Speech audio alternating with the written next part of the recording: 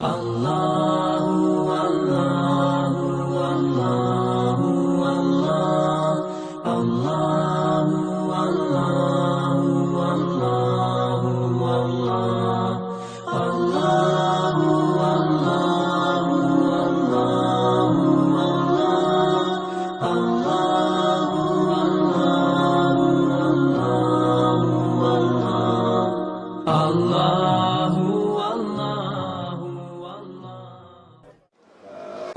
nous apprenait qu'il fallait bien travailler la chute.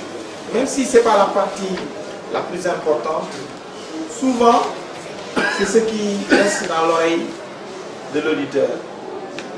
Il y a des gens qui lisent le titre, ils lisent peut-être des fois le chapeau et ils lisent un peu la dernière partie, la chute. Donc il faut bien travailler la chute. Si vous faites un reportage radio, même dans les dissertations, souvent, on disait qu'il fallait bien introduire, bien conclure. Faire l'introduction, faire la conclusion et même terminer par le développement. Donc, quel que soit alpha, la dissertation, il y aura une conclusion. Parce que souvent, conclusion ou la chute, c'est ce qu'on retient en dernier ressort de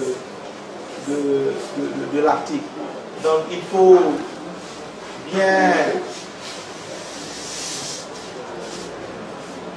bien formuler la chute. Donc ça va être des choses aussi percutantes, des choses faciles à retenir, pas des chutes compliquées, hein? Pas des chutes compliquées, pas des chutes aussi banales, hein?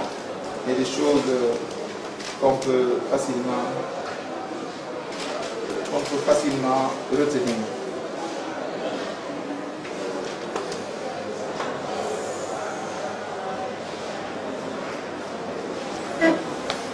Voilà, donc la chute doit être bien.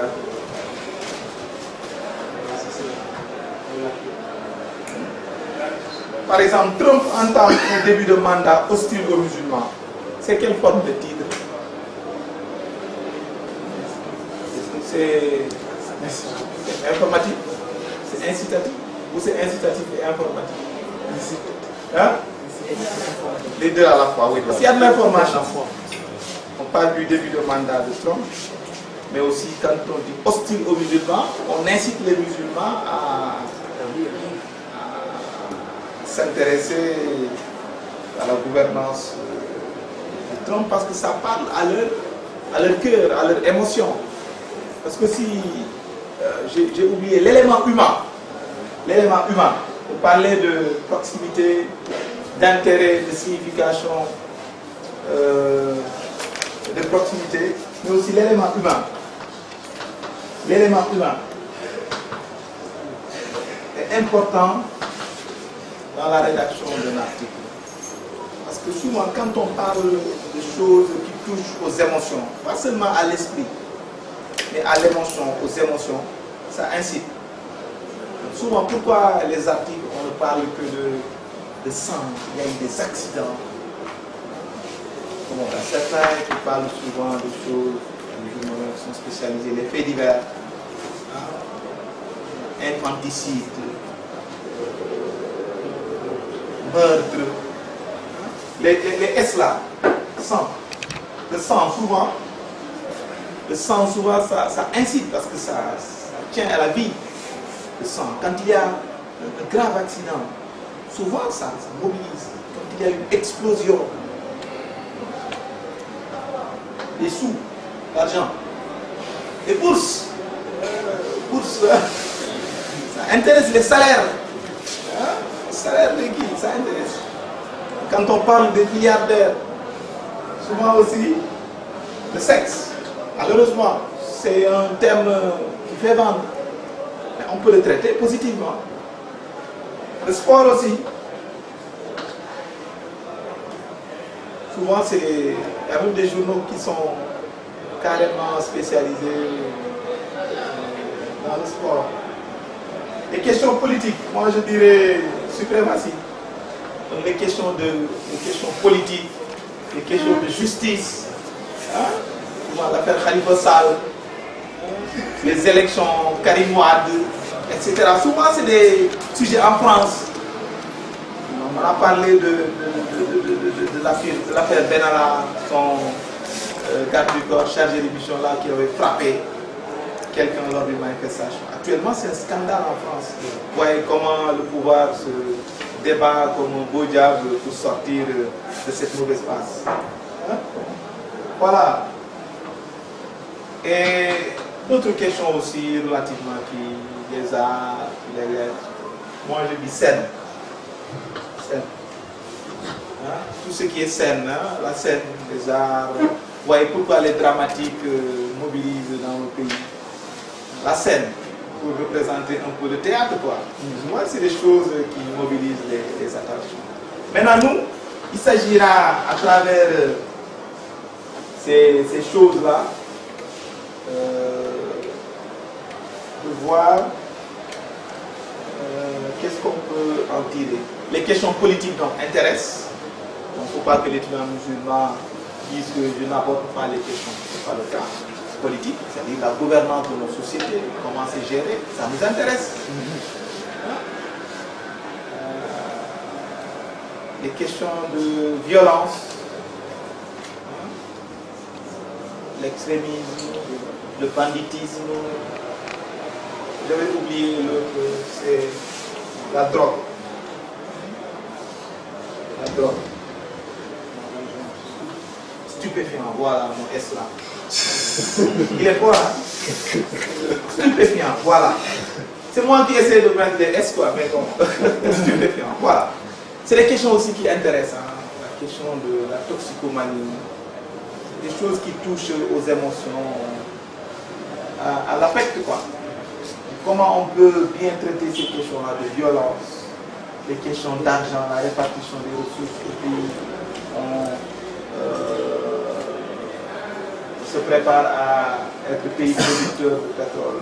La question de la sexualité dans nos pays, les jeunes maintenant, comment se débrider, les questions de contraception des élèves et la sexualité, tout cela, c'est des questions qu'il faut adresser.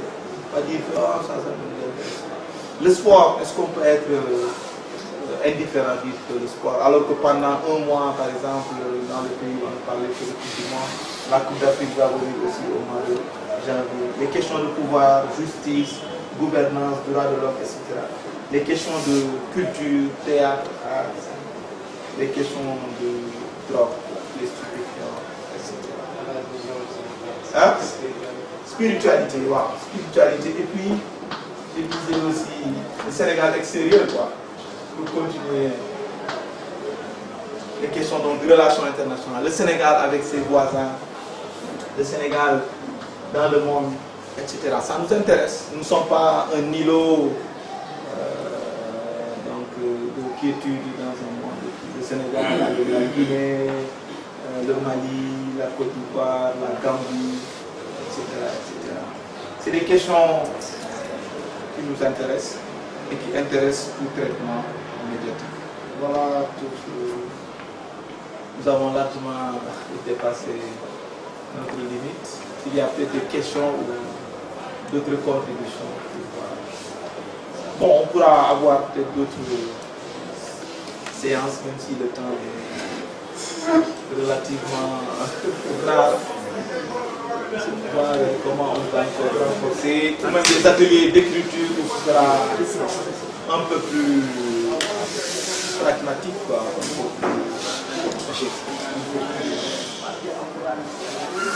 Maintenant, c'est un cours, hein, ce n'est pas une conférence dont les résultats peuvent être divulgués. C'est un cours, hein, entre nous. J'ai eu même à prendre des positions qui peuvent relever de la confidentialité. Donc, c'est un cours, quoi. Plus qu'une conférence. Voilà. Des questions ou des contributions, n'hésitez pas. S'il y a des choses qui sont pas claires, qui ont été escamotées, je peux toujours dans quelques minutes repréciser. Voilà.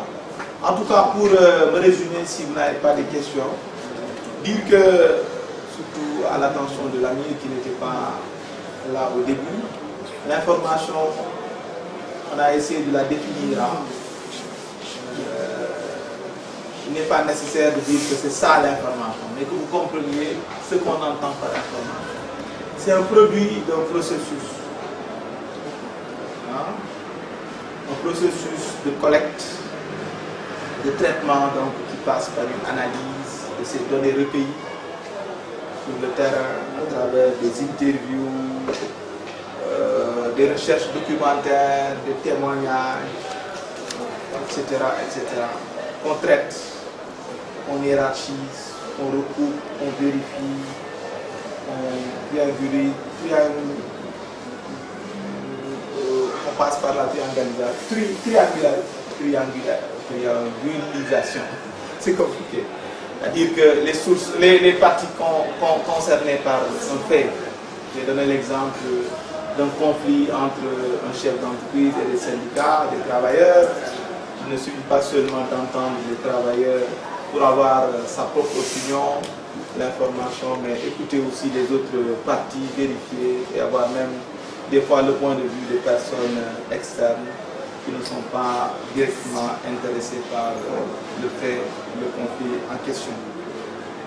Donc avant donc de diffuser à travers un plan, on a dit des titres qui doivent être accrocheurs, informatifs, incitatifs, c'est cela, mais aussi donner l'essentiel, aller droit au but, utiliser un langage clair, concis, précis, compréhensible par la cible, définir à qui est destiné le message et puis le cadrer par rapport à ses attentes.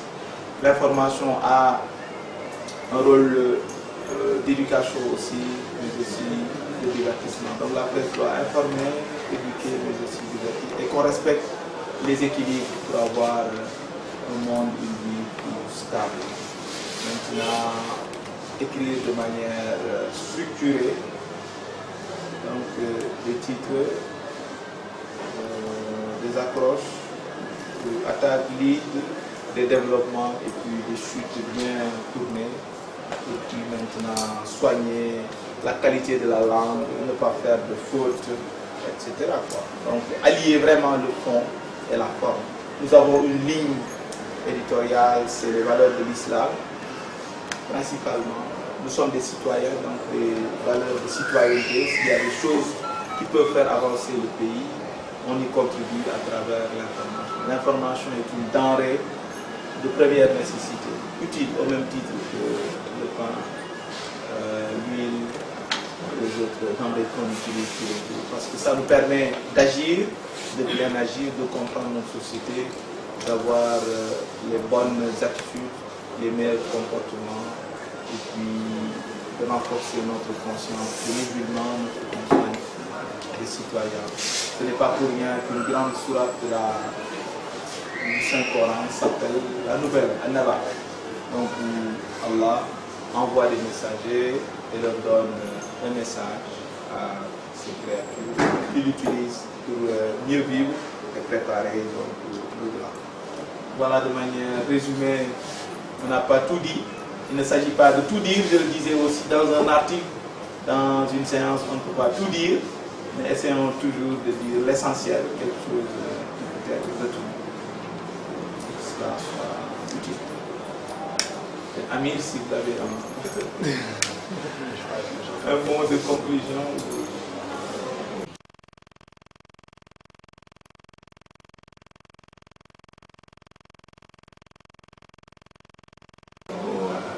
Alhamdulillah, wa salatu salam wa rasulillah, wa ala alihi wa sahbihi wa ala. Ça va, je m'excuse pour le retard accusé. Il y a une autre formation autre part qui a débuté depuis le début de semaine.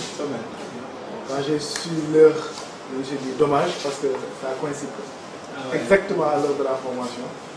C'était un peu dommage quoi, parce que j'aurais vraiment aimé assister depuis le début. Je pense bien que je n'ai pas osé parler à la place de ceux qui étaient là. Je pense qu'ils ont eu à profiter de la formation et de la présentation en quelque sorte. Parce qu'il y a des objectifs quand même qui ont été visés. Et également, il y a aussi un modèle qui a été proposé. Donc par rapport à celui qui doit faire la présentation, par rapport à ceux qui doivent subir la formation et par rapport à l'objectif qu'on a, c'est de parfaire un peu le produit qu'on présente de manière plus ou moins périodique à l'UQAD.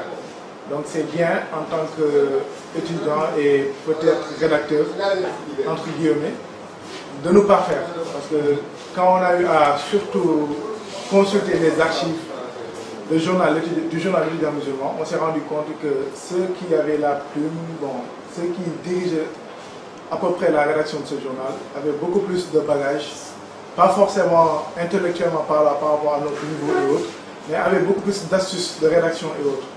Donc vraiment, je pense que la CPD a senti cette nécessité d'organiser une telle formation dans le but de parfaire l'écrit, également de parfaire également le travail en groupe, parce que la question de rédaction ici à l'AMUT, des fois ça cause problème. Et ce n'est pas juste parce que les gens ne s'intéressent pas à la rédaction et autres, c'est parce que tout simplement ils pensent être limités à rédiger, alors qu'on ne demande pas une chose assez extraordinaire. On demande juste de délivrer un message qu'on a en tête et d'atteindre la cible. Et ce qu'on a, c'est un outil assez important pour la DAO qu'on fait au sein de l'UQAD. Rares sont les associations d'étudiants qui ont un manuel, un journal périodique qui est publié, donc c'est une force. Donc il faut l'alimenter et la renforcer. Et je pense que ça rentre dans ce cadre. Et nous tous on n'a pas dit nous tous, en tout cas ceux qui ont eu à assister à la formation, déjà qu'il y avait une petite expérience qui a été faite avec un professeur de l'EVAD, qui nous a un peu fait le point sur la gestion intellectuelle du produit. Mais là, ça vient en appoint pour nous renforcer davantage sur le contenu maintenant. Qu'est-ce qui doit être fait pour que le message, non seulement que ça puisse passer, et que ça puisse atteindre efficacement la cible. Donc, je pense que, comme vous l'avez souligné à la fin, c'est le début pas d'une longue formation, mais quand même, c'est un début. Et on espère que, forcément, il faut qu'il y ait une fin. Mais entre-temps, on aura l'occasion de nous parfaire et que ça puisse impacter positivement. D'abord par rapport à la rédaction au sein de l'AMU et surtout aussi par rapport à notre style. Et nous vous remercions vraiment pour la disponibilité. Je pense que c'était depuis le début du mois qu'on avait programmé cette formation. Et à la fin, par rapport aux disponibilités temporelles, c'est pas évident avec la responsabilité. Voilà. Donc nous ne cesserons jamais de prier pour vous. Parce que c'est important en tant qu'ancien d'abord de l'AMU que les gens sachent que d'abord il y a un produit fini. Tout le temps quand on dit que l'AMU forme des cadres musulmans, c'est important aussi de leur montrer des exemples. Donc, il faut enseigner devant par l'exemple. Quand on a un ancien de l'AMU qui a réussi par rapport à ce qu'on attendait des attentes de l'AMU et qui est devant nous à nous faire un feedback de sa formation, de sa spécialité, en même temps nous donne un feedback par rapport à ce qu'il a eu à passer à l'AMU en termes d'expérience associative et autres. Donc on a forcément un double gain par rapport à ça. Non seulement la formation et aussi le fait que vous soyez là à partager. Donc ça c'est important et que nous tous, nous devons avoir ça en tête. Chaque fois qu'on sort, il y a un devoir envers les membres de l'AMU. C'est un droit même que les membres réclament cela. Donc il faut toujours être prêt par rapport à ça et dire que cette formation n'est pas aussi gratuite qu'on le pense. Donc c'est en quelque sorte un sacerdoce, un message qui est lancé derrière. Et j'espère que, Inch'Allah, nous tous nous en serons conscients et nous allons appliquer de fait, Inch'Allah. Ce qu'il a dit, Amin est tout à fait vrai. Nous, on a une première examen à l'étudiant musulman. On voit, on est formé dans aucune école de journalisme, mais l'étudiant musulman est une école. C'est une école. Ne pensez pas que c'est un produit banal. C'est vrai qu'il faut toujours améliorer, renforcer. Mais je pense que c'est une excellente école qui nous permet d'apprendre à rédiger, à écrire. Maintenant, on ne peut pas du jour au lendemain écrire comme le font des gens qui ont une grande expérience. Mais il ne faut pas hésiter. Il faut avoir confiance en soi. Je vais écrire partout, même dans les administrations, c'est ce que je dis. Écrivez, après on peut toujours corriger, revoir. Donc, même ceux-là qui ne sont pas membres du comité de rédaction, il faut les inviter à produire des articles.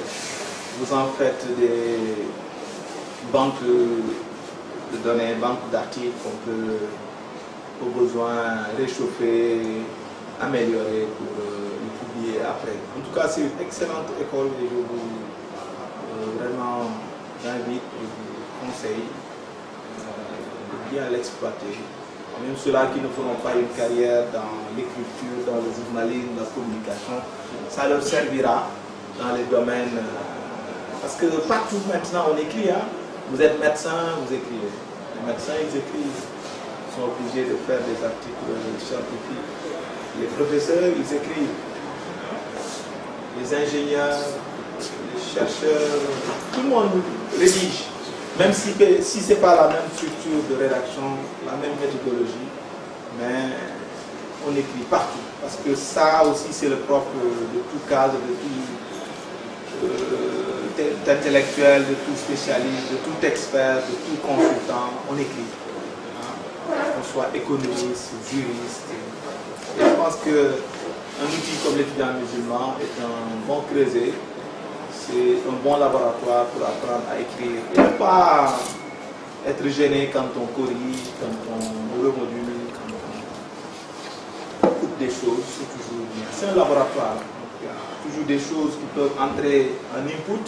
Et quand l'output sort, ceux-là qui sont responsabilisés doivent faire aussi des ajustements. C'est nécessaire. En tout cas, faites-en un bon usage.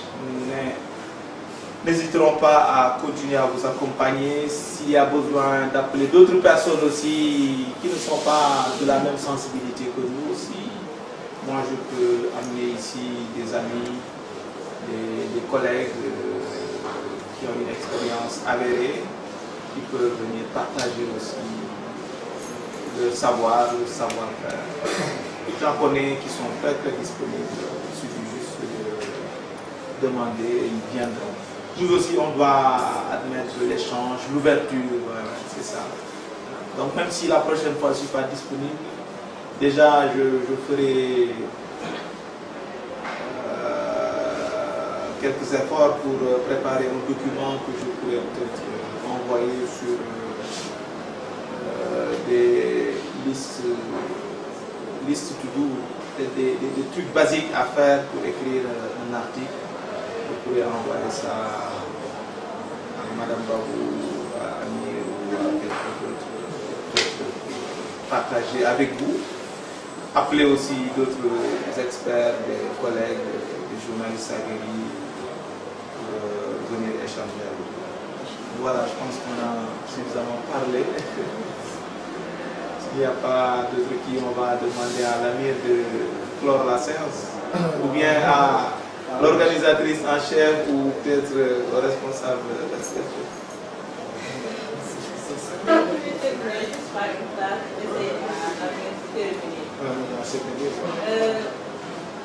Il y a 17 ans, Ouais. il est dit Ouais.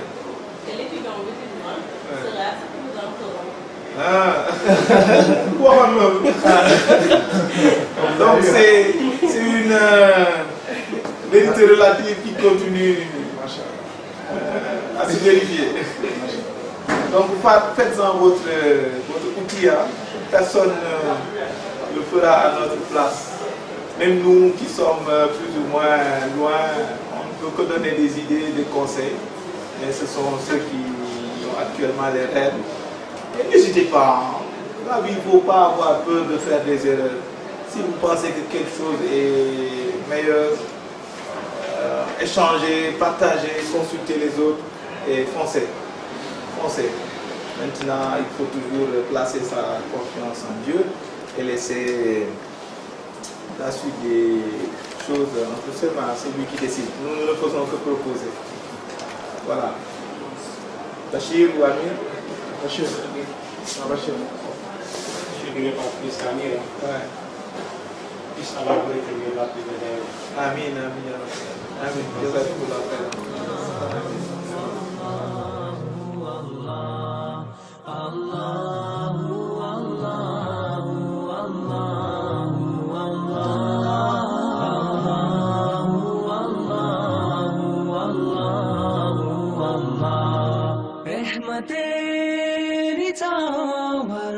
करता है तू बरकतों से दामन